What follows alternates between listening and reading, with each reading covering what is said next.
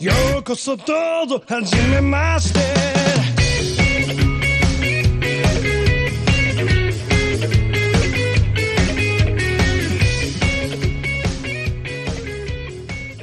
Hello everyone, welcome to the GLORIO Chat, the best anime podcast on the internet. Gee and I have set our Arknights to auto-deploy for the time being, so we can record a podcast about anime. What auto-deploy? The sanity rate on that game is the energy... Fuck the energy meter. If your gotcha game's got energy meters, you get the fuck out of here. This is... 10 sanity an hour? Are you fucking kidding me? Did you see how sanity? Is that what you said? That's their energy currency. They go insane if you use them for too long? Or you do. You as go the commander. It's some Bloodborne fucking insight shit. I don't know. Right. Did you see how Fire Emblem Heroes is adding auto-deploy, but only as part of their paid subscription feature? Oh, wow. That's... Wow. Wow. Yeah, no, the auto-deploy in Arknights is pretty cool. They have a lot of nice quality of life stuff, and I don't understand why they still have the energy system when everything else is really cool in that game. It's ridiculous. Like I could almost accept it if there was like a way to like bank, I don't know, like a percentage of your leftover like energy from the prior day or something. Like I don't know. It's just. Well, you gotta time your level ups that fill it all the way back up to when you're at zero. We shouldn't have to do that in 2020. It's 2020. Gotcha games can be better. Who am I kidding?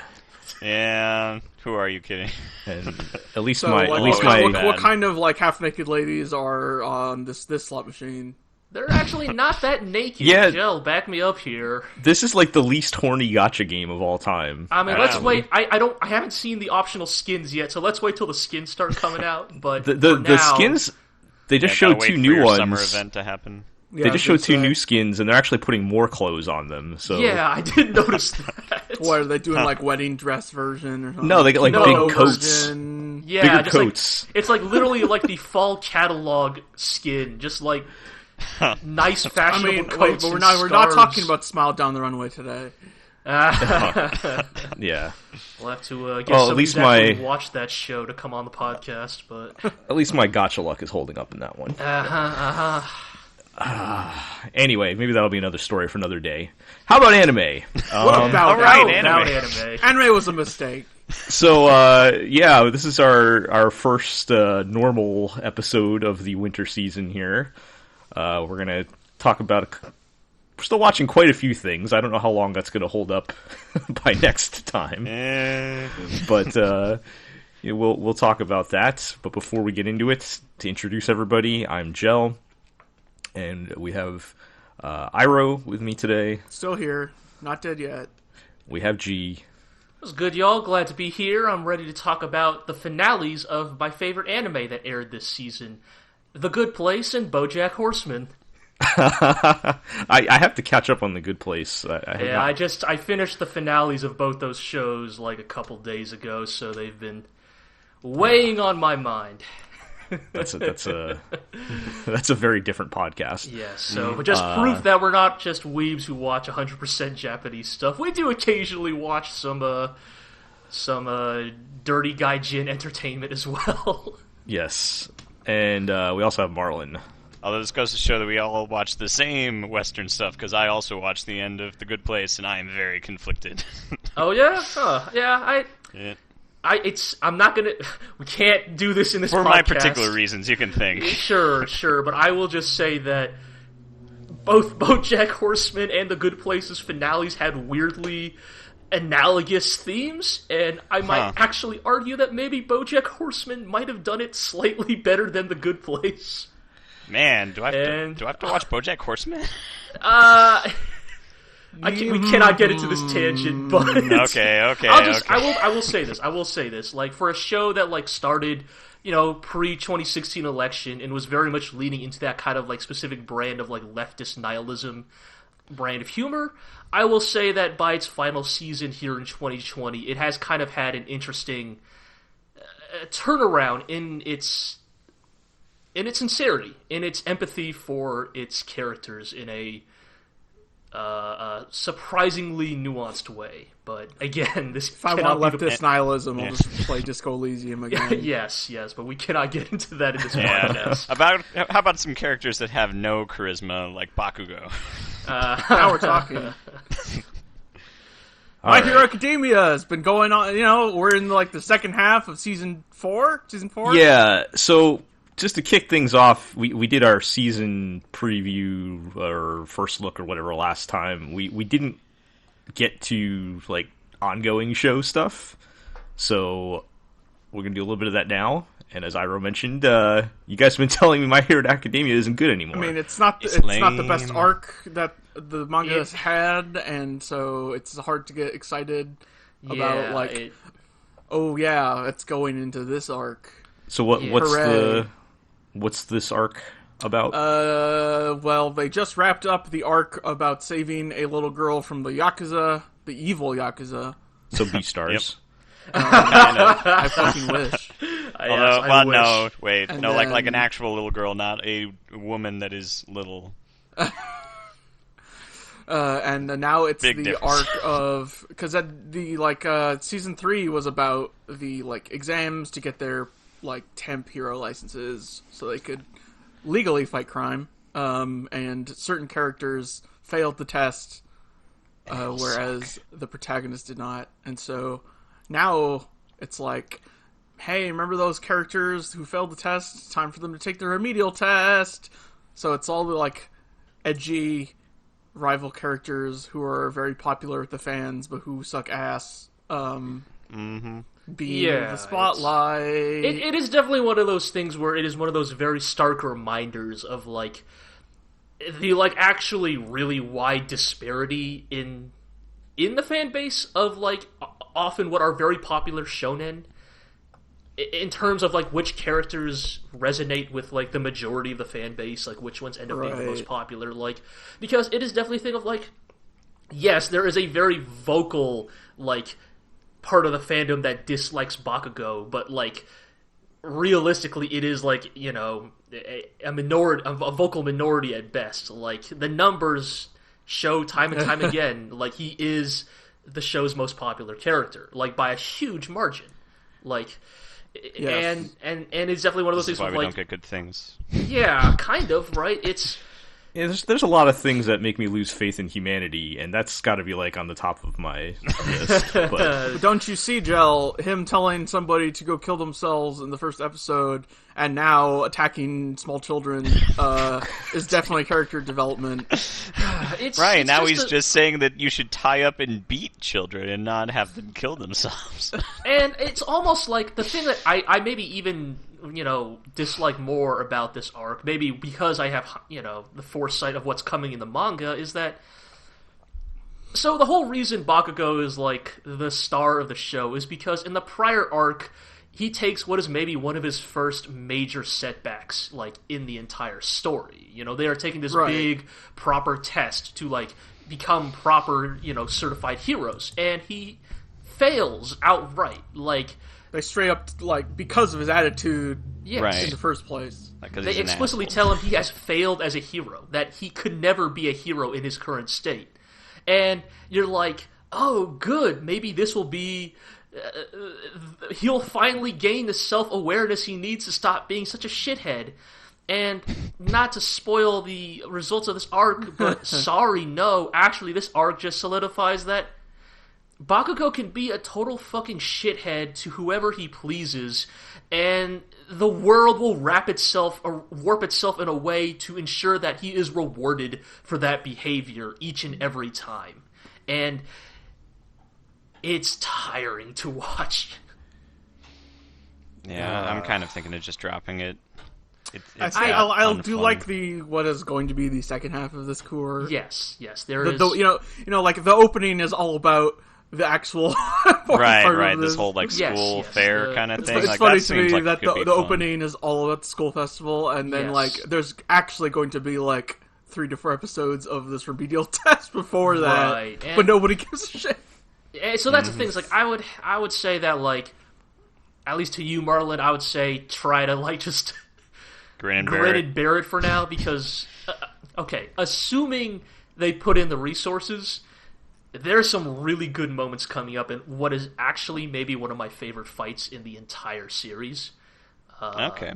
And weirdly enough, it is because it is weirdly low stakes. Like, potentially, Right, it's totally potentially even lower stakes than the sports festival.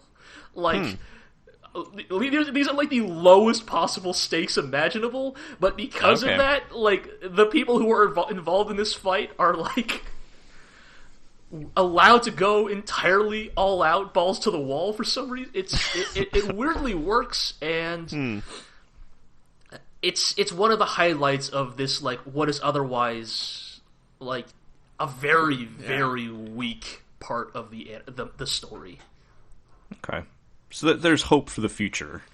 It's not like the show is doomed. We're just in a bad stretch right now. Yeah, this is like... I don't know, like, maybe there are people out there that like the Yakuza arc. I found the Yakuza arc to be both too long and not really have a great payoff. Then you have, like, the Bakugo remedial test stuff, and then, like, we have a good fight coming up, but, like, it's... Overall, this is definitely, like, you know... The low point. Yes. So far. Just wait till what, season 5? Oh, boy. Boy. Going even lower, baby. Oh man, it's getting worse? Do you really think it gets worse from here? I mean, like... the villain arc.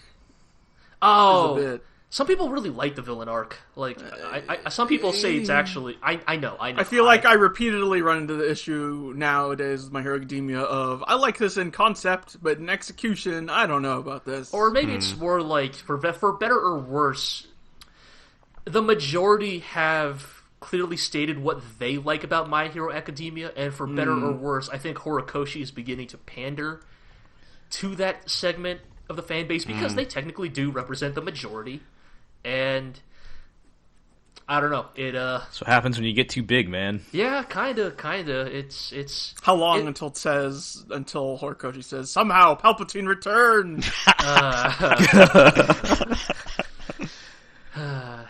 All right. Well. Everything's you already have all named been after warned, Star Wars. I guess. But, you know, hopefully that will... I mean, are we going to see recovery this season, you're saying, at least in the back half? Should be some. There'll be some good... Yes. At least some good parts, Well, yeah. Speaking of long-running shonen manga... Oh yes, the famous shonen manga Chihayafuru. Yeah, so Marlon, you were saying some stuff has been going down in Chihayafuru, which has been back and continuing on this season. Yeah, you know how I've been like talking about nothing but the card battles, pretty much. Yeah. So one of the dudes confessed to Chihaya, the main character. Wow. Which was like way more development than I had ever expected at the halfway point. Man, It's things like are the moving main love fast interest here. or some other dude or... And I assumed, you know, kind of that the first guy to confess was going to lose. And I assumed it was going to be the guy that's, like, closer to her, the one that's on the does she team. have, like, a reverse harem? Taichi. But it's Arata. Yeah, how many guys are in the running here? There's only 2. So Okay. they're like 2 childhood I friends don't of hers. They all grew up playing Karuta together. So it's the, like, pretty... charismatic guy versus the shy, like, aloof, but, you know, secretly warm, I guess you would say. You know, he's kind of like a... Yes, we know the type. Okay. We gotcha. But, yeah, so the shy guy confessed, because he, like, just barely lost, which actually, that was kind of a weird part. But, like, it's so weird, because the romance stuff has really...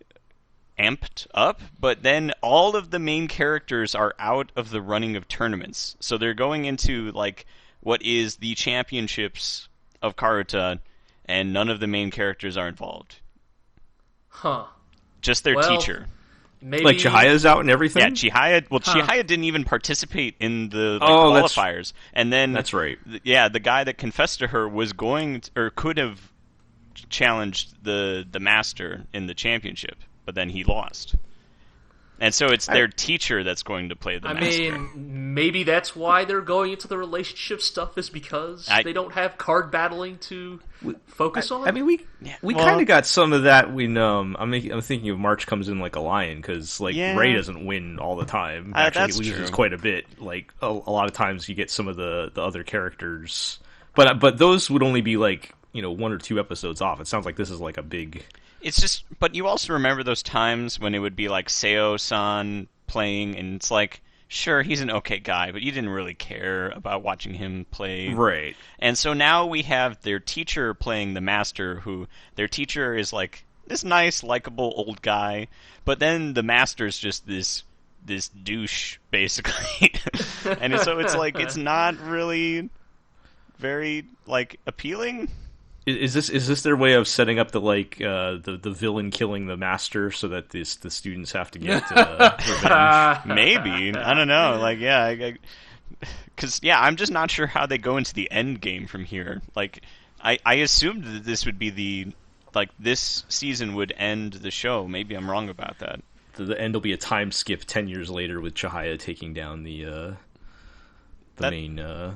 Bad guy or something. Yeah, I guess that's my assumption. Maybe they're pivoting to the romance being the crux of the plot. I mean, so the thing, I don't know. So it sounds like the show is still pretty good if you're watching it, Marlon. But all this, maybe it's just because of my experience with these kind of subplots. But this would be setting off a million red flags in my head of, oh, we're pivoting away from the sports to focus on the romance subplot, and that's a huge red flag. I would be oh, you no. think that they're doing that, but they focused on it for half an episode after that, maybe a full episode, you could argue. But then now they're back to, like I said, the fight between their teacher and the master. Right. I guess what I mean is do you fear that there is still a chance of I don't know, a triangle situation happening? Love triangle, it's always been a love triangle, source of drama, from pretty much the beginning of the show. But the thing is, the main character is such an idiot that I can't really imagine them doing a good drama out of this. They can only make a comedy out of the fact that she's So you don't think it's gonna turn into some sort of trite, unearned source of drama sort of thing? I mean, it could, but I don't think that they could execute it on it well. So hopefully that's not how they go. I assume that's what I mean. See, I assume she's going to realize she likes the guy but doesn't want to be in a relationship with him, and then the other guy is going to come in and confess, and she's going to be like, oh yeah, I probably was hot for you the whole time. Who knows?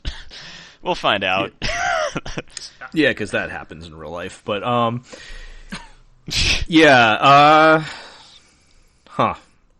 has the show just been going on too long? Is that maybe the problem? Probably. Yeah, I mean, but it needs to end. This better be the end of the show, because they're wrapping up this plot line, and if they do, over? I don't think it is the thing. Yeah, that doesn't bode well. Yeah, I don't know. So, who knows what'll happen? They could always bring it back again in another 6 years. And, yeah, seriously. Join the club with Full Metal Panic. There's always room for shoujo sequels for some reason. Yeah. All right.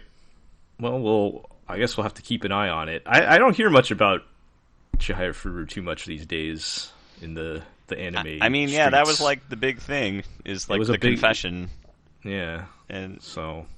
Yeah. All right.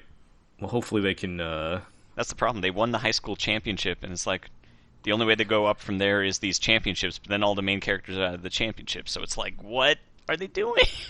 There's no way to ratchet up the tension. Got to do the international cards circuit. I love how fast Russians or something. Yeah. I love how we're all speculating, and none of us have watched other than Marlon.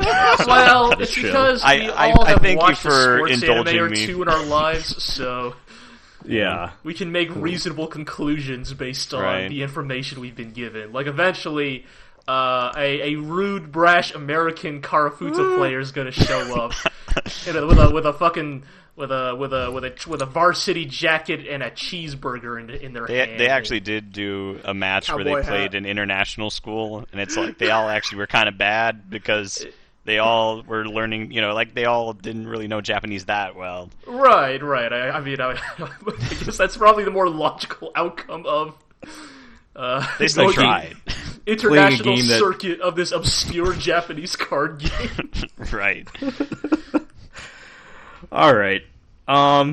Let's move along to the new currently airing shows. Get back to some of these, and we'll start with Somali and the Forest Spirit. Uh-huh.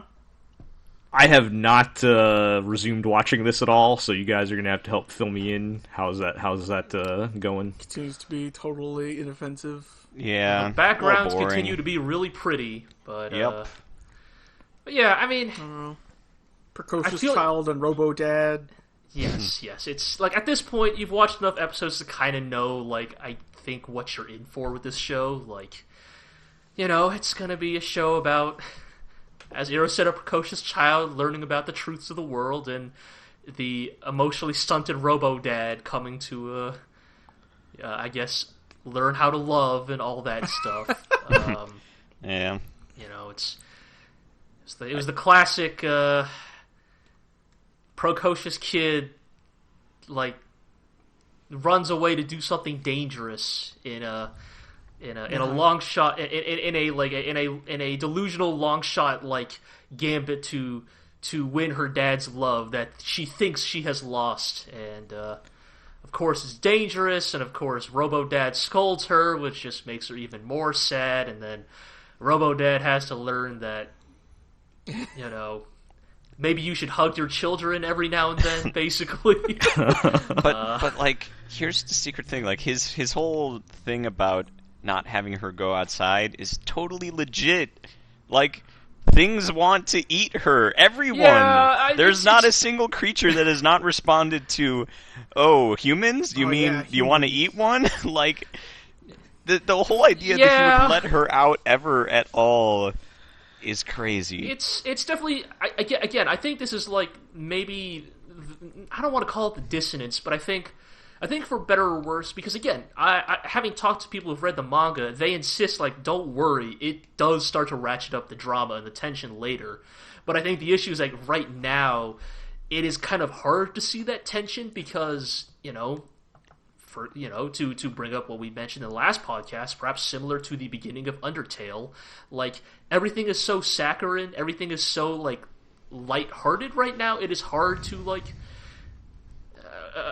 rationalize that drama, like, other than the fact that every single, like, person we have met in this show, like, no matter how cheery or good-natured they are, the second you bring up humans, like, oh yeah, humans, I love enslaving and or eating them, and it's like right, like, even the like, and also nobody ever thinks it's suspicious that the golem always asks about humans and has this small human-looking child with him at all times. A minotaur, you heard him. Obviously, she's got horns. Right, yeah, horns that you never see. You see them right under the hood there. Yeah, that's what you would do. I mean, the other thing is, I didn't realize when we were talking about it last time, Golem Dad has a specific timer on his life. Right. It's not like he has He's got like a year disease. and a half about. He knows he has, like, to the day Yes. how long he has to live, right? Mm-hmm. Yeah. So I'm sure the play there is you leave that in the background Dangling, for a couple episodes and then bring it up later to ratchet up the drama. Yeah. I mean, But, I think that is probably the obvious play. The other thing I'll bring up that's a little weird about Somali is, as someone who only read a few chapters of the manga, they're skipping events in the anime. I mean, so far it's been pretty episodic, right? Go to our JRPG style. Go to a new village. Everybody learns a capital V, very important lesson. But they did skip, like, in the manga, I don't think it's too much of a spoiler because I assume eventually they'll bring this back, but they visit, like, one of the themed villages they visit is the village of the witches. It's like some Little Witch Academia shit. It's just a magical village where witches live, and the most notable thing is that, like, they all look like normal humans. Like, you know, young women, but they are human-looking, right? And I didn't read far enough to know if they, like, you know, kind of bring this... transform or bring this up as, like, a point that, like, hey, actually, there are beings who live in this world that basically look exactly like normal humans, but are specifically not categorized as human and do not suffer the same... I would love to devour your flesh conundrum as actual humans, and it seemed like they were introducing... maybe I should just go back and pick up the manga, but they were starting to bring up, like, what seemed like bigger plot points, because, like, the Golem was, like, visiting this village because he heard a rumor that, like, a witch there had, like, actually met and spoken to humans hundreds of years ago or something, and it's just weird that they... Right. Because here's the thing, I read this, which means it must have been pretty early, because I only read, like, 5 or 6 chapters, but Right. it seems like they've skipped it entirely, which is, It sounds like that would be a kind of important area to explore, or to me it sounds like an interesting area to explore, right? Or if nothing else, like it again, like, to compare this to, like, a B-tier JRPG, this feels like cutting out an entire location. Like, even if, like, here's the thing, I could be wrong, this arc with the village of the witches could be entirely incidental, it could be total filler, and that's why they cut it out. I don't know, but even then it seems strange to just excise an entire location from the anime. Even then, yeah, like you said, just to have another species that is clearly humanoid would help, because, like I said, like, my whole thought process is there's only, like, as far as I can tell, there's just minotaurs that look like humans, and she's on her own, she's just a kid. Like, what's the chances that she accidentally reveals that she's human? Like, seems pretty high if you just leave her alone for, like, 6 hours. But if there's other humanoid-looking creatures, it would help make more sense. Right. Yeah. All right. Well, again, I guess we'll have to see if it actually goes anywhere eventually, as we're being told. I mean, I think, again, it is the thing of, like, I think that the issue that, like, Somali runs into versus, say, a Made in Abyss, which kind of did a similar thing of, like, cutesy aesthetic, but ratcheting up the tension bit by bit, is emphasis on the bit by bit, right? Like, Made in Abyss made it clear from, like, even episode 1 and 2 that, like, hey, things are gonna, like, get worse or weirder or more horrifying. And the problem is that, like, people tell me that Somali does a similar turn, but it has not done a great job of, like, gradually introducing that. Maybe I'd have to watch more of it to, like, really pin the difference, but I think both shows, in Made in Abyss, there definitely was a sense of dread, like, beneath everything, and I think they tried to do that with Somali to a certain degree, but I don't know how much it actually bleeds into, like, everyday, you know, your average episode, right, other than you kind of know it's there in the background, whereas in Made in Abyss, I feel like that was always this sense of tension and, like, foreboding hanging over it, and, you know, maybe I'd have to probably watch more to really point out details on why that's different from show to show, but it felt more effective in Made in Abyss. But all right, well, we will touch base with that show again for sure as season goes along. So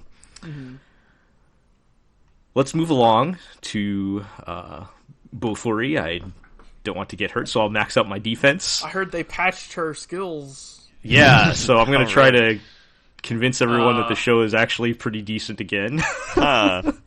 Okay. Episode 3 does start with the main girl and her friend reviewing the patch notes because they broke the game, and now the developers a month later have changed all their skills so she got nerfed. They discovered the exploits and the Developers and respond actually pretty accordingly. good. she can her most powerful skill is called Devour, and she can only use it 5 times a day now. And it's kind of fun because they have to then figure out other ways to break the game. Including it kind of comes up more in episode 4. She learns like cover skill because of course she's the defender tank. So cover skill makes it she'll teleport immediately in front of her friend to block an attack at any I time. played Final Fantasy 4. Yeah. Yeah. Yes, it's very much the Final Fantasy the Final Fantasy Paladin skill, right? But so they figure out because her friend has chosen to play Swashbuckler class, which is all speed based. Sure. And I so see. her friend can run really fast, and she can just use the cover skill to teleport in front of her friend to make up for her lack of movement. That's pretty sure. good. Okay. Yeah, so that's the kind of stuff they have to keep figuring these things out now that their their abilities have been nerfed. I can appreciate that. Like, I'll admit, Joe, I think you're doing a pretty good job of selling this because it sounds like this show is actually playing with Something its... that engages with the game side. Yeah, like, and I don't think everybody would really.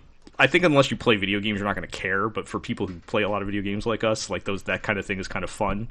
And the fact that I talked about this last time, they keep it fun because like it's still a video game. They log out at the end of the day. Nobody's life is in danger or anything. Right. So they're actually just enjoying it. Right. They're actually just two friends enjoying playing video games. But if you die in the game, you die in real life. I mean, that's the thing, right? Like, it actually plays... That's not the case. So they can try crazy things, knowing that the worst case it's a video game. Right. Who cares, right? Yeah, just like Gunpla Battle, because it's because they're kids' toys. We can go all out. Indeed. Yeah, and I want to mention because I wanted to see a few episodes to see if it would keep up. The show looks really good. Does it now? Okay. And there's a lot of action. Every episode has had a pretty long, like 5 to 10 minute fight scene that's really well animated. But does it have pretty backgrounds? The backgrounds are pretty nice. That's the important metric this season. I would not put them up there with the other top contenders of the season, but it looks fine. So I feel like I haven't looked up the staff, but I feel like I'm wondering if there's some like young, hungry animators that got assigned to this trash. What studio is this? Silverlink. Silverlink. Okay. Who usually do not have a reputation for high animation quality. No, Silverlink is not a name I associate with. In fact, most of the time their stuff looks like hot garbage. Yeah. And Shin Onuma has to like bail them out with his like weird art style stuff, which isn't really present here at all. It's just like well animated. So it's just a conventionally decent looking show. Okay. Yeah, and it's been pretty consistent quality up through the first 4 episodes. There hasn't been any drop off or anything. Okay. So yeah, I would almost put it more. Obviously it's not the type of isekai show that's popular right now with the wish fulfillment stuff, but it's almost more like I would almost say like a slice of life show, like in the mood, but there's a lot of action in it, so it's not like slow and boring. But the tone of it is still very fun and lighthearted. And the problem is that like with a title like I don't want to get hurt, so I'll max out my defense. Like you're just asking to be lumped with all of the other trash isekai shows. Oh, most definitely. Right. I mean, that's why I watched it, because I wanted to throw a terrible isekai show on my list to say I watched something bad this season, and then I was surprised to find out like it would almost make more sense for it to be I don't want to get damaged or something. Well, it is like a VR game, so I don't know if they feel something when they get hurt or something. Oh, I don't turn down your pain slider, man. Yeah, as I've said before, you got to play with all environmental sliders turned all the way up so it can feel real. The game they're playing basically is Sword Art Online. Like they have the headset and everything. Okay. So yeah. So when she started playing, because she's never played wonder video it's so games easy to before, break. apparently. So fucking unbalanced and shitty. Yeah. Apparently, it is very easy to break, but yeah, it's a fun show. Mm-hmm. I'm enjoying it, and I kind of get a kick out of the dumb video game. Sure, I mean, sure. it Logic.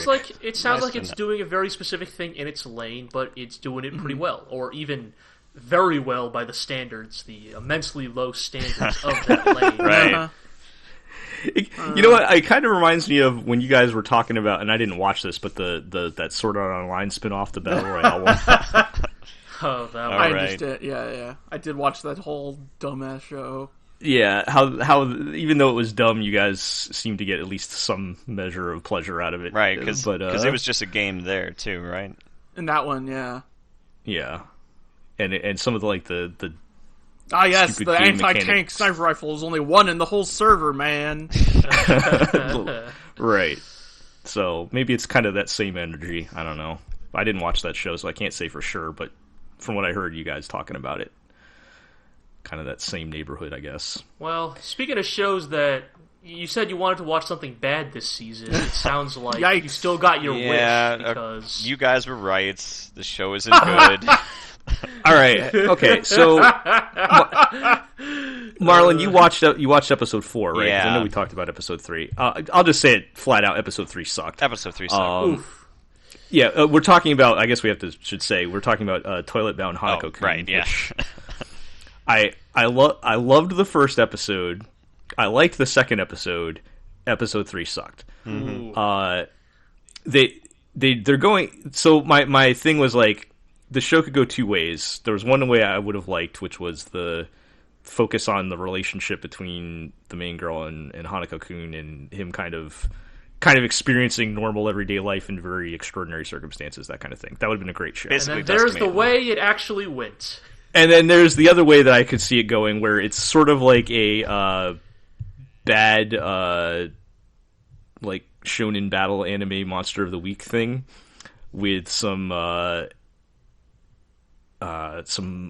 they try to go in some scenes, they try to go full horror, which for this show does not work because it's so Yeah, cute not and not colorful right. and funny. And so episode 3 and 4 are like one arc focused on like the next monster of the week, and it's like the don't step on the fourth stair type of urban legend thing, or Sure. you'll get the monster will get you, whatever. The 7 Any mysteries variation. of the school. Right, Right, any right. variation of that you wish. Episode 3 was awful because like they were basically playing like Escape the Room, and it was extremely boring, where they were just like looking for stuff for 20 minutes. Right. Episode 4 was okay. It was okay, I guess, where they kind of tried to cash in on what they were building up to in episode 3, where they confront the monster and her past and all that stuff. Yeah, but like the it monster was like- turns into a brat by the end of it, and it's like you just It's just like I don't feel I invested. don't anymore. care about the other like urban legends in the school. Like I don't need that. Right, that was Like, never like intended to be the primary appeal, or at least to you, that was never the primary appeal of the show. Right. Right. There was so much to work with that main couple of just like, and we saw the glimpses of that in episode 1 and 2, where of them like building their relationship in this very bizarre, make it a supernatural romance as opposed to whatever it is now. But it does not. I don't know. Does not bode well for the future. I'll probably still keep watching it. I don't know about you, Mom. I don't think so.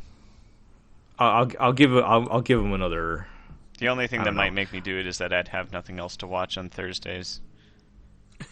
If I drop Somali in the Forest Spirit, but that's not a great reason to watch a show. Yeah. Especially now that The Good Place is over too, and everything on Thursday is gone. Ah, that's true. See, that's true. my worry is we're on episode 4. If I go into the next arc and I stay committed to episode 6, once you hit episode 6, Oh, you're have locked to finish in. it. You're locked I don't in. know. You're locked in. You're talking to the guy that stopped watching Gargantuan, the Verdant Planet, in episode 11. That was a because I also stopped I never watched the last episode of that. That was to be fair, that was unique circumstances. I think. You didn't miss much. I know. Yeah, but I'm just saying I could drop a show at the last minute. I'm not attached to anything. I'm trying to remember this happened, the last time I did that. This happened to me with the Mom Show. Oh yeah. Where I was at about this point, I'm like, do I drop it? Do I keep watching? And I watched another, and then once I hit episode 6, I'm like, all right, fine. In it for the long haul, baby. I think the last time this happened for reals was like, I think I stopped at the Rider episode of Fate Zero for like a good like 6 months. Yeah, I remember. Like, I was just like, this show's done. It peaked with this episode. I really don't give a fuck about the rest of this cast, frankly. So like, I don't care. I heard there's a good episode. You'll need to start watching Toku, where you can't tell if it's good until you're 15 episodes in. And then it took me like a few months to finally get around to actually finishing Fate Zero. Right. I hope, if anything, if they're going to go this route, I hope they at least don't like make it super formulaic and like rather than, maybe the next one won't be like an adversarial situation where it's a monster they're fighting, but they have to come up with other scenarios. They already had like the origami crane and the people being like, everything's going according to plan. So it's probably not going to get any better. I don't know why they thought it was a good idea to put this like battle shonen basic battle shonen like thing on top of everything, right? Especially like, since all he does is use a knife. why does the show have the OP that it has? Just go watch the OP. Like, it doesn't make any sense. Yeah, it's also like half first episode material though, which has been a bad trend this season, to be honest. What do you mean half first episode material? Like there's a bunch of first episode animation, like not making up the whole OP, but it's just like in the background of the OP, like in order to give it like stock footage. Yeah, yes. Oh, where they're recycling footage in the OP. Yeah, that's what I mean. Yeah, like there's footage in the OP from the first episode. So like, yeah, I mean, I don't even care about that. I'm just saying like the tone of the OP is very much like a battle anime type of like action anime. Well, thing. True. Are the backgrounds still pretty? Yes, background. It's still a very detailed. It still looks nice. The only metric that matters this season. It's still an anime this season. Apparently. Yes. All right, let's. Speaking of Fate Zero, its director is doing a new show this season. Yes, there's my segue. That's like 2 minutes too late. It is. All right, let's talk about. We're calling this. We're calling it Id Invaded. Yeah, right? It is Id Invaded. Yeah. All right, so I should throw out because this is going to come up on the next 3 shows. We have a bit of an issue with recording this podcast because a lot of these shows are coming out on Sunday, and we record on Sunday. So yep, and, all 3 of these shows air on Sundays. So there are episodes out that we're probably not going to talk about at this point, and we'll just have to get to them next week. So let me just throw that disclaimer out. But it's going to happen to something every time. Yeah. There's nothing we can do about that, unfortunately.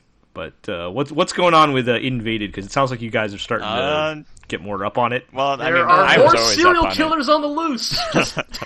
More insert songs on the loose. Oh yeah. Yes. Oh, the insert songs. Oh man, this show is bonkers in a way that like.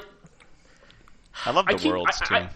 I keep struggling to find. I keep resorting back to describing it as like sort of a B-tier Uchikoshi adjacent like mystery VN. Oh yeah, like that is really how I would describe it. Right, like, this like specific type of anime pseudoscience murder mystery. Yeah, specific. Yeah, that's a good way to put it. Right. And so they're still hunting down these fucking serial killers that are apparently a dime a dozen in this world. Just apparently there's coming out of the woodwork. Yeah, they're just all over the place. Like this time it's like real gross. It's like a person that traps peoples in a barrel and live feeds them until not until they die. After they basically it keeps a camera on them forever, so they watch them decompose. Yeah, it's real gnarly. It's definitely it's definitely like a very specific type of like gnarly 7 adjacent like right. bad serial killer shit. And I'd say the show is continuing to work. Like I actually do like its format. I think it is fun. Like I generally look forward to every time the dude, you know, goes into the Idwell, becomes the brilliant detective. Like it's always a new set piece. It's always a new like pseudo like locked room mystery. Mm-hmm. And it does let them be so imaginative. It's like what you wish Inception would have been. When you go into this show, though, like, it's never something the viewer can actually figure out. I'm not saying it has to be. I'm just saying, like, if anyone's interested in watching It Invaded, it's not a show where you can figure out the pieces on your own. Oh, right, yeah, because everything's so symbolic kind of that it's almost impossible. Yeah, it's like just letting the craziness wash over you, sort of. Yeah. And yes, there's just this this show, like it's just its weird goddamn sensibility. Like in episode 4, I believe, the one where they are like hunting down the serial killer known as like the Gravedigger. Yeah, or Gravedigger. Yeah, like and in the and the neat thing we've talked about before is like every time they go into the Idwell of the serial killer, it is not a 1-to-1 like. Right. Analogy of their murder methods. It's like the dude who drilled holes, his world was not drill world. Right. Yeah. Or like the bomber photography guy, it was not a photography based Idwell. No, it was like a waterfall. Yeah. Right. I think it's really it is a neat take on like, actually it's like the mystery of how does this seemingly completely disparate murder scene actually give insight into the real murders. And so for the Gravedigger, he is investigating what seems to be a case of serial arson instead. And it becomes ridiculous because like the world starts kind of moving like Jigsaw, Inception style. Yeah, like an Inception style and then, but even more ridiculous, which is what I like. Any of y'all remember Grimgar? Yeah. That show, the isekai show that would sometimes break into, I would not say inappropriate, but spontaneous insert song montages. Well, oh my god.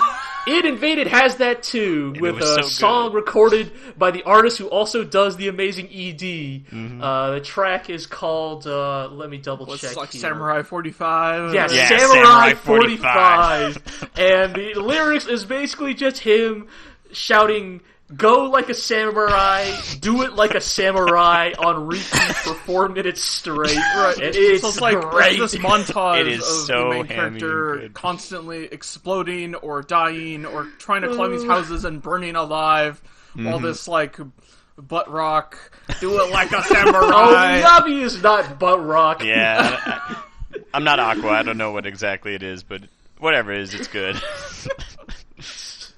You know butt rock when you No. Miyabi is too good at guitar to be butt rock. He is so good at guitar, he actually roundabout and then becomes bad at guitar, arguably.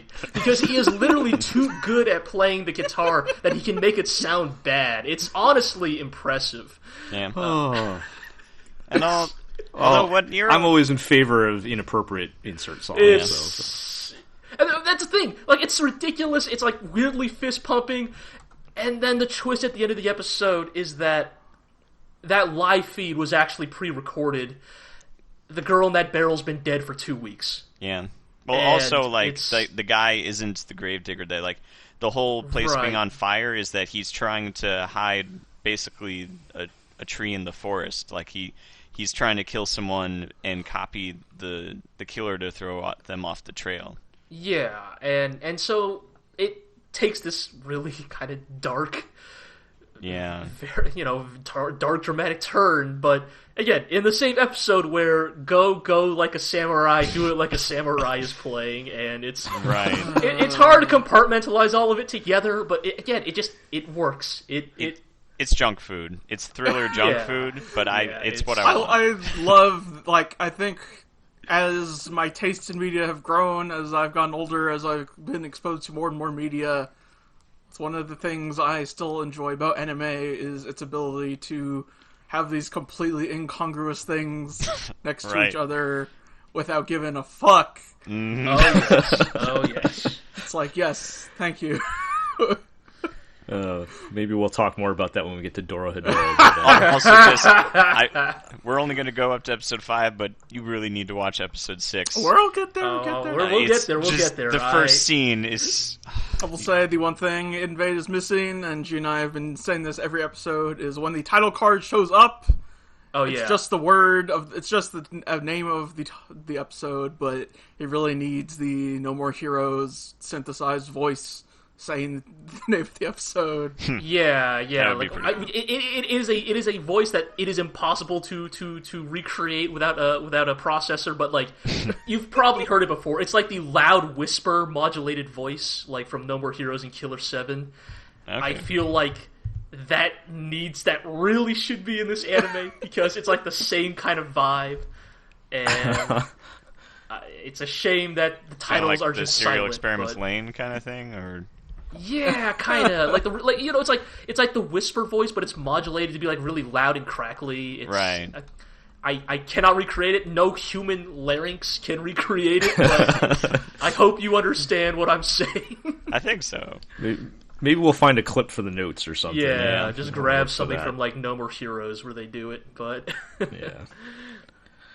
Well, I'm glad you guys are having fun with it. It's definitely the as Marlon said, it's definitely the junk food of this season. It's not all right. It's not the most like mentally stimulating. It's not the prettiest show. It's not the most nuanced, but it's not an anime of the year contender like perhaps our next show. But it's a lot of fun. Something. But it is fun, yes. Yeah. All right. Speaking of our next show, Yes. man, it's Man. fucking Let's talk good. about Keep Your Hands Off Eizouken. So good. It's real good. Yuasa's done it again. I keep Yeah. telling y'all, Yuasa. Greatest director Still of real all good. time. Just gonna call that. Director He's of the goat. decade. Yeah. Okay, so- director of the dope. decade, 2 decades running. So you guys can tell me. So episode 3 and 4 is focused on them doing their little animation Yes, for their, the presentation thing or whatever. Their pitch, basically. And I've felt a very deep spiritual connection with Kanamori in this arc. Things do not You get guys done can tell me what without that says. You guys can tell me what that says about me, but I really Everyone needs to get their decade posts done by this day. yeah. I don't fucking care what you do as somebody long as you needs get to be it out on top on this of day. things. Well, as someone who never actually finished their decade post. Yeah, I do love that she's included in this process to because she add a dose of reality to. She's a really important part of it. I mean, I think these 2 episodes have been really great in general because to kind of like we don't need to like summarize the whole thing, but like to give a brief recap, they're basically trying to create like essentially a 2-3 minute pitch video of their animation project to convince the disproportionately powerful student council. Right. To We'll get to and them fund in a their minute. club. And it's a really cool moment because like they're like Asakusa and the other one, the pretty one, Misaki. Who? Mizusaki. Misaki, yes. Thank you for reminding me every podcast. Have like they're really ambitious. Look, as a creator myself, as a professional artist, I feel they're feeling very deeply. Like there's creators want to create when they create anything, they want to create the whole world. They want to create the whole galaxy. They want to make everything, and they would if you gave them unlimited time and budget. They wouldn't get anything done. And like there's this really great part, right, where like Asakusa's talking about like the project, and I have the screen caps here where she has been like doing like an all-nighter. She's like sleeping under her desk, and Just like the pros. just like the pros, yeah. Ugh. And she comes to the realization that every professional artist does, and I quote, she says, "I'd say it's less about finishing or completing the project, and more the outcome of passion crashing against compromise and resignation." And this is every commercial creative product in the world. Every video game, every anime, every movie, every TV show, every book. Like, again, Eizouken was probably compromised in some ways. Like, we all talk about how much we love it. I guarantee you talk to the animators, you talk to the director, I guarantee you they could list off a million things of like, I really wish we had done this, or this scene, it doesn't read as well as it could have. And it's very true. And like, the thing that I think Kanamori, like the reason I really appreciate Kanamori's inclusion in this story is, she kind of reminds me of Miyamori from Shirobako, the producer assistant, sort of the main character, and I think I got her name right. And kind of similar roles of like, somebody has to keep this production on track because otherwise somebody has to lock that director in the prison. Thank you for reminding me of that. I originally described Kanamori as a meaner, more effective version of the character from Shirobako, but you are right. The main character of Shirobako did lock the director in a cage. So gave him a bucket to poop in, right? Yeah. The director was not getting the scenes done on time. Right. She had to resort to extreme measures. But it's the thing that I think that showed actually what Kanamori does as well in Eizouken that really kind of brings this all together. Like, it would be one thing, it was just like, haha, she's the sardonic, like, greedy one who's just in it for the profit and just in it to be, the taskmaster. But they really like give her due as a key part of the squad. Yeah, right. In episode 4 where they are going to the meeting. And, like, obviously Asakusa and Mizuzaki could not fucking defend their show to save their lives because they're like me. They're obsessives. They're weirdos. They don't care about the politics and the practicalities of the project. You know that I'm currently working on a piece of concept art right now for a project in which the illustration shows the rear of the mech in the composition. So in this composition, you will only see the rear side of the mech that is in it. Mm-hmm. I spent the last 2 days designing the front because I was like, well, you can't... man, you can't have a back if you don't have a front. Right. Yeah, that was my logic. I was like, I can't design the back of this robot if I don't know what the front looks like. And now 2 days later, and I'm like, oh god, I have about less than... I don't have a lot of time left, and I'm like, I'm still working on the front. And if I had a Kanamori here, she'd be like, idiot, what did you say you would start last week? The back? What are you doing this week? The front? And it's like, that's real. That's real. Yeah. And that was the clip in the episode where she's like, what shot were you working on last week? Shot 4. What shot are you working on this week? Shot 4. Yeah, it's really real. And like, Kanamori's the one who's like, look, do you want to get this product done on time? Here are 2 like really mean compromises we have to make. And you are like, you hate the idea of both of them, but we have to do them. If you you pick one, or I'll pick both of them for you. And like, Mizusaki is forced to compromise. She says, of these 2 things I care deeply about, this is the one I care more about. And so I will put more time into this. I will accept the compromise of this other thing. And this all kind of comes to a head in, again, the meeting with the student council. And y'all gotta agree with me. This scene is like almost Trigger-esque. I was about to say this. Oh yeah, when they have the riot, the police, riot, and like the security club or whatever is the one. And the 3 frames of animation that the background has, like and the guy with the RPG, the RPG, yeah, just the 3-frame loop of the dude with the rocket launcher in the background. It's very Trigger-esque, but yeah. Oh, I was going to say the same thing. The thing that really sells the scene is like. Or the thing that reminds you, actually, the real value of Kanamori in this group is, yes, she is the one holding the whip. Yes, she is the taskmaster. But she is also her team's, like, first line of defense. Their first advocate.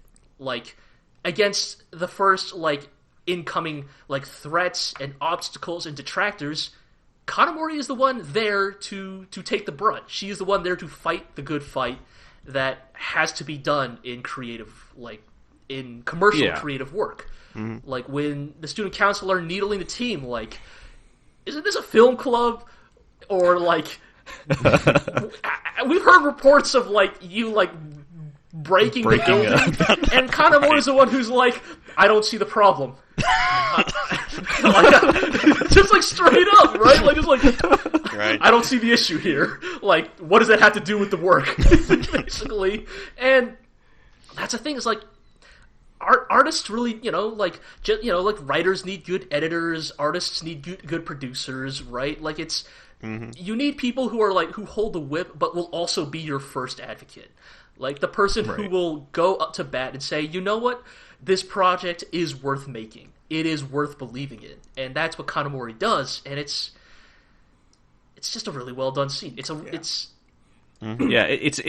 a nice difference between like her just being a hard ass and wanting her money versus she does want the project to succeed. It's just like she has to be a hard ass to make it succeed. Yeah, and I mean like she is like we don't see it in the same way that we see like Mizusaki's like lovingly animated Machete Flash or like Asakusa's obsession with like, oh, the tank will work like this and do this cool thing and like she'll have a grappling hook like we see a lot of that, but like like there's a part where like Kanamori's like, fuck it, I'm gonna go hit up the art club and ask them to like help us out, and she leaves and then like 30 seconds later comes back and is like, they weren't gonna help, fuck all of them. And she just sits down and like starts like punching holes in papers. Like it's right. Just doing whatever she can to keep things moving. Right. The show continues. Like I think again, we keep saying it. It's very easy for a show that's about creating work to fall into a very like self-masturbatory like territory. And I know that some of you detractors think Shirobako entered that territory, but I think that Eizouken does a really good job of. It does help that it really like nails what it's trying to do. Like every time that they bring up these concepts or they have these animation sequences, it actually does look really cool, and it incorporates everything that they were talking about.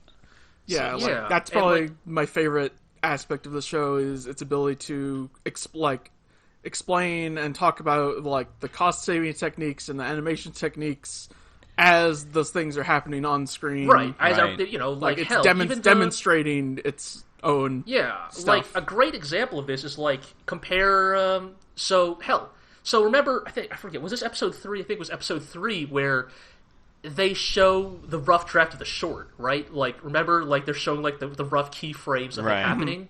I think so. And then in episode 4 they show the full thing. And I guarantee you from a creative pipeline standpoint that was definitely done as a cost-saving measure of like, oh, we can air this 4 or 5 minute segment twice. We'll just air the like the rough draft version because in universe it is a rough draft. Right, and then we'll air the final version like in the next episode because we'll have an extra week to actually finish it. And it's like, it's cool that it allows the show thematic cohesion. Yeah, like it explores those concepts and then shows them like diegetically in universe. Right, like, I think I talked about this last time, but you can see it this time, too, where you can see them. You could kind of call it cutting corners, but it's also just as much a stylistic choice to make things in the background sometimes be less focused because they have so much detail in the foreground.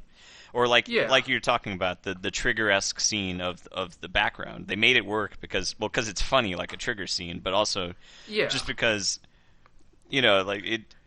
The 3 frames was funny, and it also saved them. Right? Yeah, like, you can see what they're doing. Like it's kind of meta in that way. You can see what they're talking about in the show, and you see how they're applying it to the show. Yeah, I mean, like we always talk about like the exquisite like tweening ability of Trigger, right? And their ability to know that sometimes it's funnier and cheaper to just like lazily. Chewing a character across the screen because like different tools for different jobs, and sometimes, especially for comedy, you can actually do something more effectively doing it cheaply than like here's the thing, right? Like if that dude in the back if that 3-frame loop of the dude with the RPG was like this exquisitely like 10-second animated sequence, honestly, it probably wouldn't be as funny. Right? Like, it wouldn't be as effective. Right. It would be a waste of time to spend so much time on that. Yeah, that show's just really good. There's one. So let me throw something out here. Okay.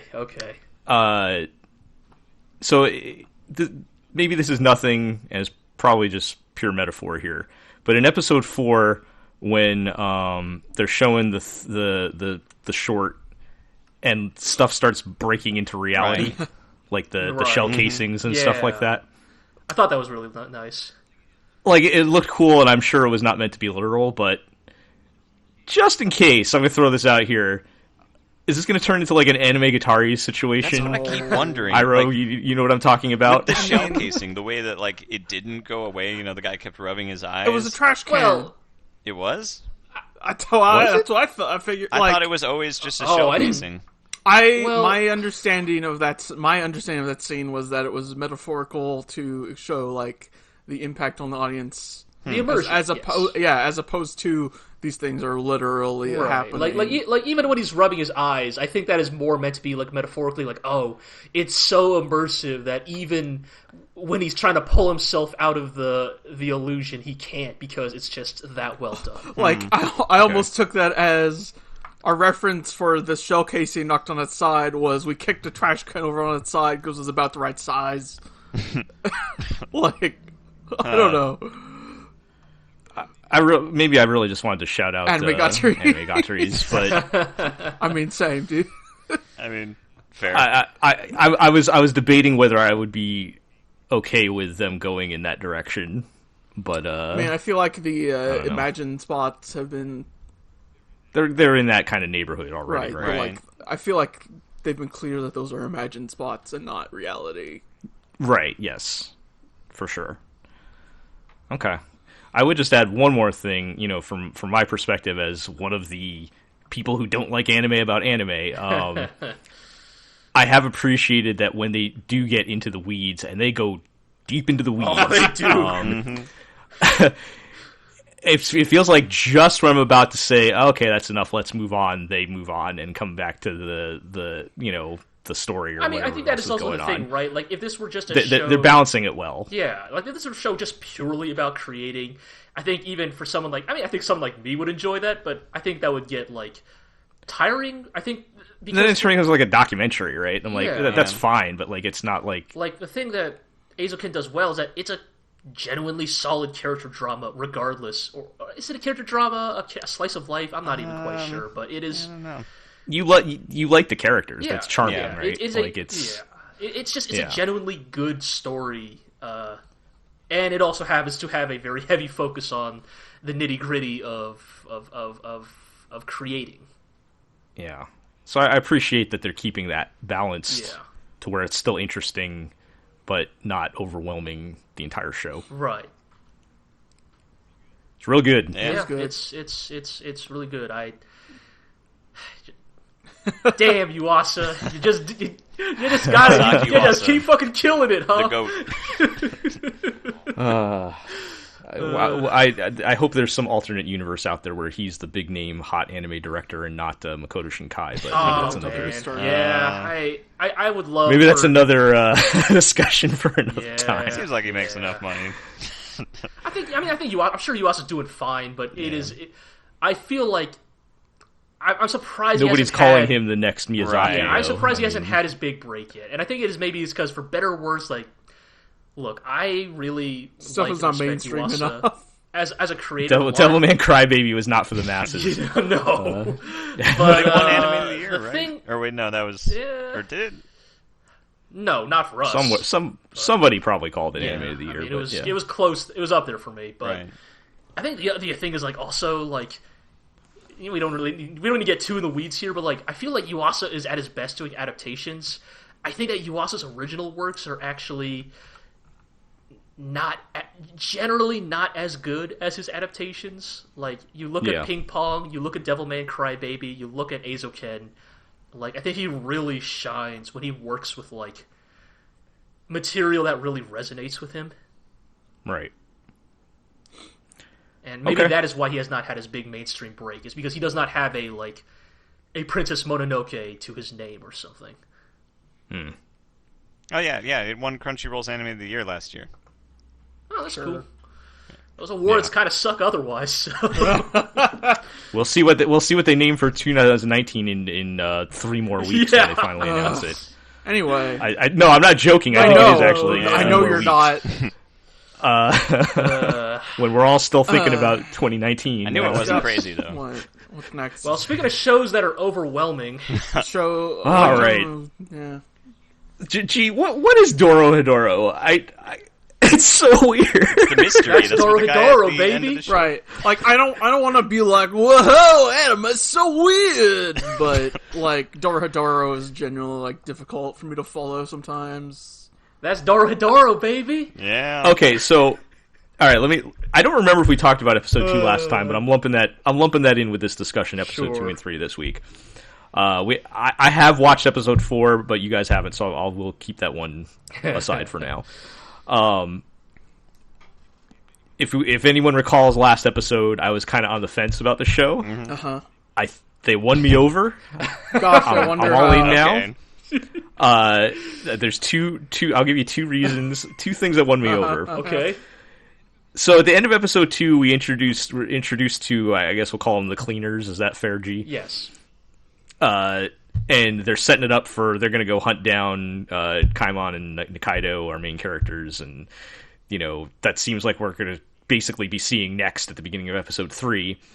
And then episode 3 starts with a zombie hunt. Yes. Out of nowhere, it's like, yep, zombies are back. Everybody buy your t-shirts. Right. Zombie day. It's zombie day. The monks are walking around with basically fire extinguishers shooting salt at the bodies. And most importantly, you can win prizes. Mm-hmm. Yes, and you can win prizes by killing the most zombies. Just out of nowhere, interrupting the entire flow of the plot and everything. I'm like, you know what?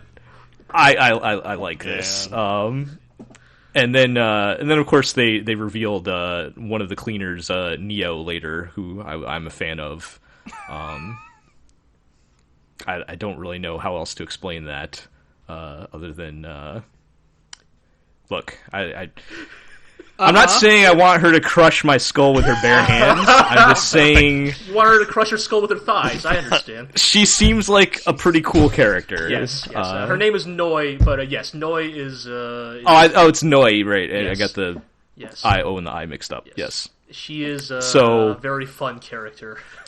So it's just the whole show. It feels like it's like brimming with creativity, like things that we've never seen before, and it's doing them in a way that is weird and fun and interesting. Yeah, I think the hope is that with episodes 2 and 3, you kind of begin to realize that yes, is it still a pretty gory kind of grotesque show? Yes, but is it actually weirdly lighthearted for the most part? Also, yes. Yes. Right. Shin and Noi, the cleaners, are introduced initially as these Hotline Miami motherfuckers, right? Yes. Bloody hallways, murdering people with their bare hands.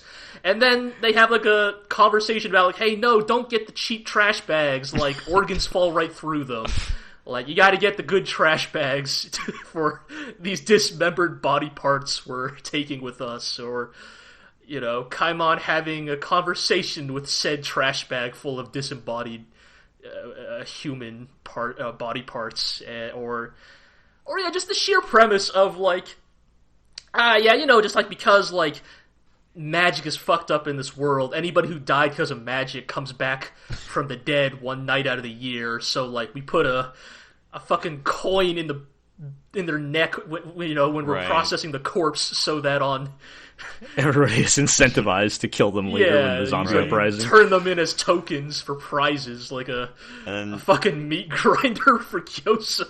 And then that one girl that got her face ripped off is she's kind of like the Kenny of the show now. She just finds new ways to get messed up every episode. The one episode she turns into a zombie. Yeah, it's just right. Yeah, fucking just they capture a good aspect of the manga, which the thing the manga does really well is just have a lot of really funny incidental background jokes, Shin and Noi crashing the zombie killing party to confront Kaimon, hey, we've come to kill you, motherfucker, and then just in the background just getting her head chomped by a zombie. Right. Yeah. And I think the new ED also does a good job of capturing perhaps the more accurate tone of the of that story and setting. And I might just watch Dorohedoro just for the opening. Like I just love it every time. For some reason, it's just a really good hypnotizing. opening. This is the season of good openings and good backgrounds. Good songs in general, the whole season. Yeah, definitely. But Yeah.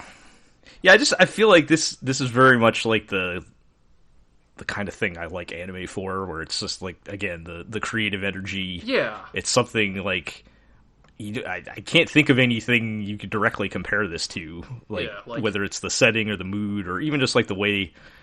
I won't get into there's stuff in episode 4 I was thinking about where like just creative ways to think about how people's powers work and stuff like that. Like definitely. And so I'm on board now, G. I'm glad. They won me over. I'm glad. Noi's strong, powerful body could convince you. Magically, I'm just saying, like she seems like a fun character. Yeah, she is. Seems like she a fun is, character. I think it is a thing. Like, the thing with Dorohedoro is like you really got to kind of treat. Again, it is very much kind of harkening to that era of like zany '90s OVA energy, if that makes sense. Like, Yes. Like, I don't want to go into like, oh, it's just so random, but like it is definitely kind of playing into that kind of like you just don't know what's going to happen next kind of vibe. Like, it's just so out there with every scene. Like, you know, just all it does have a lot of that like 90s. I guess the manga is like more early 2000s, right? Yeah. But that same general idea of like, you know, the very violent, you know, the whole mood of it is very much from that time period. But I feel like this holds up more because it's not taking itself super seriously for the most part.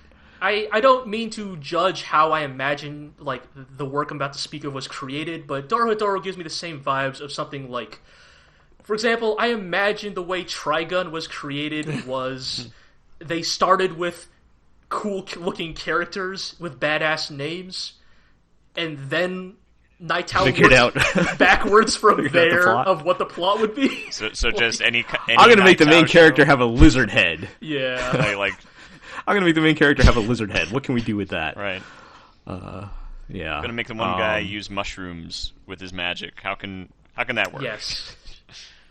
It kind of makes me think like the mood makes me think of like a more violent and intense version of like Blood Blockade Battlefront. Yeah. Even though that show was like pretty violent too, to be honest. Yeah, this is definitely more violent than that show, not but behead a person with or a at claw least hammer. That's violence. true. Okay. yeah, this show is definitely more graphic, Right. but like I feel like the mood is kind of similar of like, I mean, think of how much the show is devoted to cooking. Yes, Right. yes. like it's kind of a similar vibe of like this horrible world that they're in, and but like there's humanity to it. Definitely. And I will say that there are definitely like stakes and tension, like real stakes and tension do like kind of start to crop up later, but there's definitely an aspect of like also kind of the implicit nature of like death doesn't really mean anything in this world because Right, there's so many ways to not die, right, or like, come back. You know, but yeah. there's like personally for me, like I really do love just the bit about them playing with like studying Kaimon's decapitated head. Like there's like slapstick nature to it of just like, you know, he wakes up and just next to him is like the jar with his own fucking head there. It's just like, Well, I mean, lizards grow back body parts, right? yeah, totally. Obviously. Sure. And Just makes sense. There's a real goofy sensibility to it. Mm-hmm. Yeah. All right. Well, that show's a lot of fun. Let's give our weekly thanks Netflix on that one. Yeah. Thanks, Netflix. Thanks, Netflix. It's amazing we're able to talk so much about this show, considering. Yeah, it's incredible how much we've picked up from Yeah, totally. not watching it. All right. So, I think that pretty much covers everything. Talk about Kamen Rider. Or that science Do you show. want to talk about Kamen Rider? I could. Okay. Actually, do you guys want to talk? You guys went to the Nier concert. right. You guys want to talk about that? Oh yeah, It was nice. We could talk about that. Yeah. Yeah. I mean, I don't know how much there is to say about it. Iro and I attended the Nier live orchestra concert. They had a tour in LA. Again, continuing to remind me that there are, in fact, a couple of almost redeemable reasons to live in LA. Is that if any notable thing is touring, LA usually Get something. I just want to know, Makes the how did list. they get a Chicago show but not one in New We York? never Yeah, get that's wild stuff, to me. okay? We never get anything. Let's get it. we never get any anime stuff in New York. That's No. so Never, weird. but- Like, I feel like New York, surely, they must have played on the East Coast, right? Somewhere. No, Really? they didn't make it past Chicago. Wow, that's strange. It's I it's feel make like up for us not getting the pillows. It's like an extra 2 hours on the plane, man. Yeah. But anyway, But yeah, carry it was, on. It was a lot of fun. It was. We paid good money to silently sob while an orchestrated rendition of Emil's theme played. Uh-huh. It was a really good experience. Not to get too pretentious about it, but it was really cool. Just watching a group of 100 or so people playing instruments in unison to create some of our favorite music and games in the last few years. And Yoko Taro. how was the? Oh, sorry. Oh, go ahead. Yoko go ahead. Taro came out on stage and Oh, nice. basically said that it was really cool that somehow Nier's popular enough to get concerts like this. He doesn't really understand why when Final Fantasy and Kingdom Hearts exists, but Well, they they got say, did concerts anyone too, tell them they so- already got concerts? I mean, I think that was That's a very Yoko Taro thing Right. to say, though. right. It was more He also implications. said, I have hello. no. Yeah. Sorry, Iro, go ahead. It also is hello, I'm Yoko Taro, I'm from Japan. Yes. Speaking in Japanese all the I- while.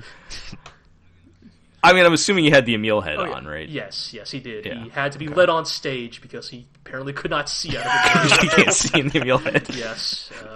That makes sense. Yeah.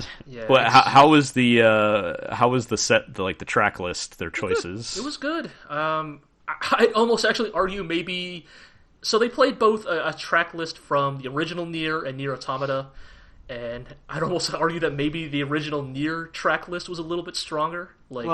Right, because it's an orchestra, Yes. and so much of the music from Automata is electric. Right. and synthesized. Yeah, there's a lot. So Right. they were able to kind of hit more of the iconic tracks from OG Nier, whereas with Automata, you couldn't really, for example, do Become as Gods or This Cannot Continue because it's kind of hard to get robo voices into a live orchestra. Right. Or entire children's no- choir for Pascal.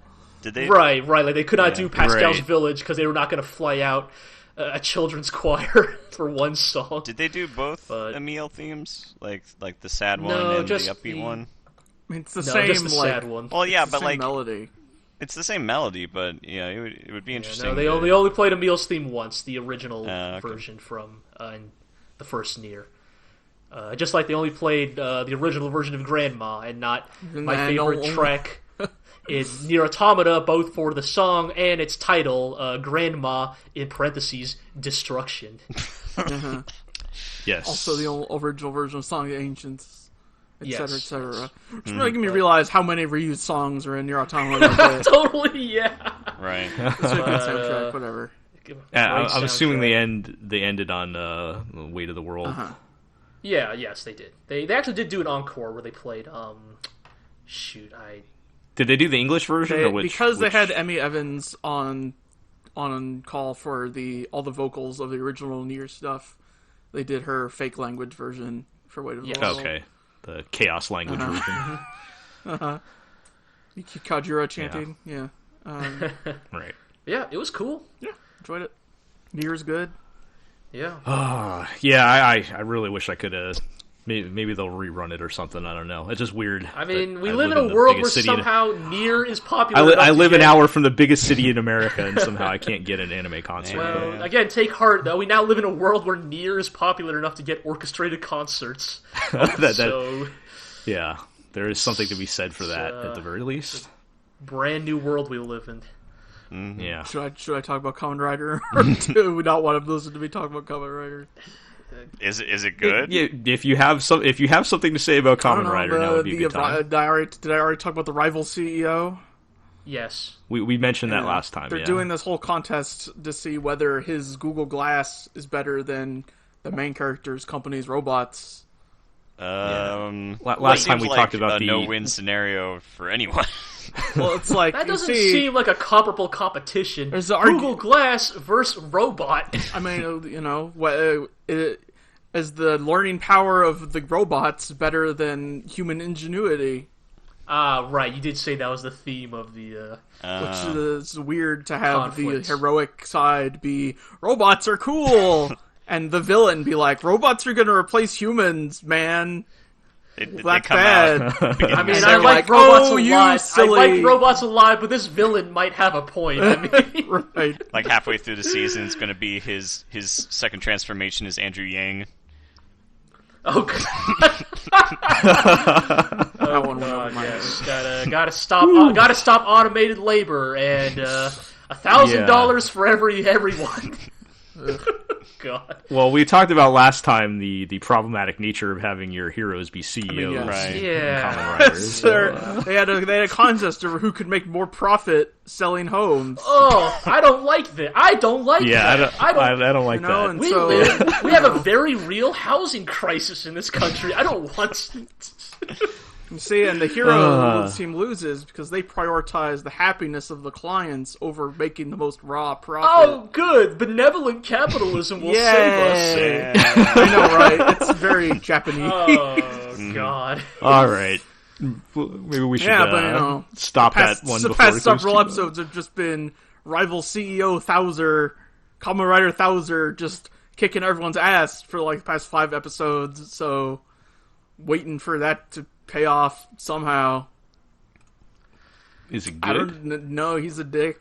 No, is the show good? No, is the show good? Is the show yes, good? I'm enjoying it. Well, that's Considering good. the Okay. past several Kamen Riders have been bad. All right. I was going to say, is it because the bar has been so Yes. low over the See, past now, few years? now that, the question is because Super Sentai and Kamen Rider cannot be good at the same time. One has to be good and one has to be bad. Right, it's they just can the way only the one The world- new right. Sentai is starting up in a few weeks, and so we'll have to see how the scales tip once that happens. Christ. yeah. All right. All Now right. I'm done. Well, I'm sure we'll touch. All right, I'm that's sure a we'll Kamen touch base Rider when that minute for happens. you. But We'll yeah. touch base with Kamen Rider again. All right. So I think that's going to do it. Let's just end on our housekeeping. You can check us out at theglorioblog.com. I promise we'll write something at some point. Other than but you can check us out there on Twitter at theglorioblog. You can catch the podcast on iTunes, Google Play, Spotify, Podbean. We're on YouTube. Getting closer to that subscriber thing for us to get an actual real URL. We haven't mentioned that in a Really? while. Are we getting Yeah. close? Did that like? Close enough for me to say it. Okay. Let's put it okay. that Everyone way. Did we your get a mom, second get win your from dad. all the second win from God. the latecomer Legend of the GLORIO Heroes fans? Steal your sister's Yeah, password. so, never subscribe. Yeah, so you check us all out in those spots, and that'll do it. So thanks everybody for listening. Thanks guys for being on. Yeah, and thank we'll you. catch you next Yeah, time. later.